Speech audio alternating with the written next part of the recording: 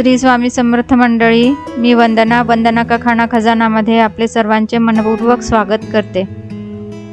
आज आपले पावसाळी रानभाज्या या सिरीजचे तिसरे एपिसोड आहे। आज मी आपल्यासाठी लहानांपासून मोठ्यापर्यंत सर्वांच्या आवडीची अशी रानभाजी आणली आहे, ती म्हणजे गावठी अळंबी आणि शहरी मशरूम। तुम्ही बघू शकता, हे अळंबी दिसायला अशी असते। बाजारात अशा जुड्या विकायला असतात। आमच्याकडे याला टेकोडे म्हणतात। तुमच्याकडील भागात याला काय म्हणून ओळखले जाते हे कमेंट बॉक्समध्ये लिहून नक्की कळवा। मला जाणून घ्यायला खूप आवडेल।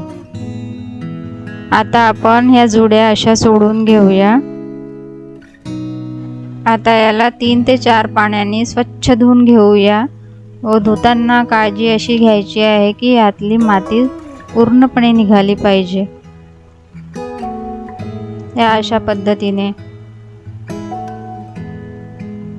तुम्ही बघू शकता, मी याला छान स्वच्छ धुवून घेतले आहे। एक एक अळंबी हातात घेऊन स्वच्छ धुवा, जेणेकरून त्याला माती वगैरे लागून राहणार नाही। अशा पद्धतीने मी याला छान स्वच्छ धुवून घेतले आहे। याचा वरचा भाग व याचे काही प्रमाणातले देठ आपल्याला वापरायचे आहे व खालचा भाग आपण याचा फेकून देऊया।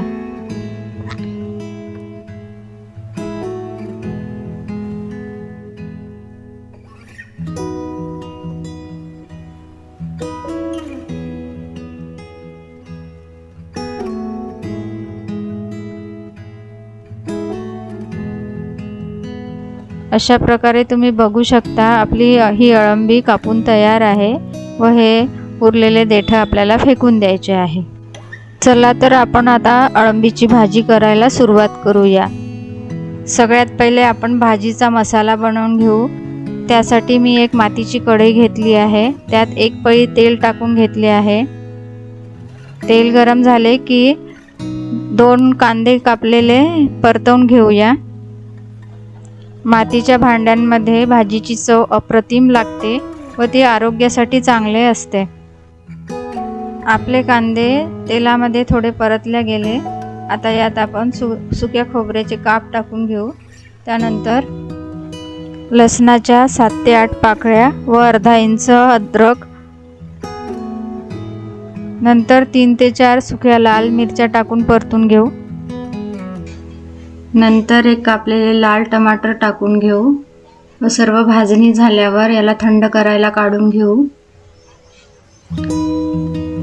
थंड झाल्यावर त्याला मिक्सरच्या जारमध्ये टाकून बारीक करून घेऊया। तुम्हाला आवश्यकता असेल तेवढे पाणी टाका। अशी ही आपली मसाल्याची पेस्ट बनवून तयार झाली आहे। त्यानंतर कढईमध्ये 2 पळ्या तेल टाकून घेऊया।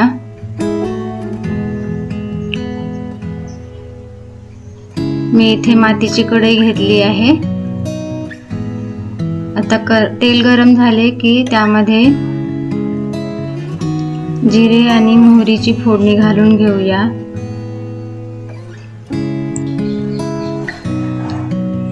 त्यानंतर तेजपान टाकून घेऊया। त्यानंतर एक बारीक चिरलेला कांदा टाकून घेऊया। कांदा लाल झाला की बारीक केलेली पेस्ट टाकून घेऊया।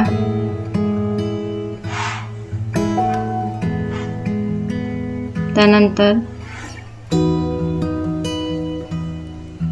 मसाला लाल होत आला की मशरूम टाकून घेऊया। नंतर मशरूम परतवून घेऊया। मशरूम शिजायला थोडा वेळ लागतो। मशरूम जेवढे तेलामध्ये चांगले फ्राय होईल तेवढीच आपली भाजी टेस्टी लागेल। आणि आता याला 5 मिनिटापर्यंत मंद आचेवर शिजवून घेऊ। आपले 5 मिनिट झाले आहे। आता धना पावडर टाकून पुन्हा फ्राय करू। त्यानंतर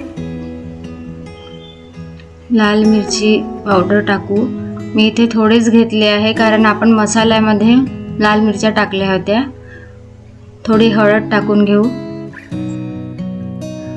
आता तुमच्या चवीनुसार मीठ टाका व नंतर 1 चमचा कांदा लसूण मसाला टाकून घ्या.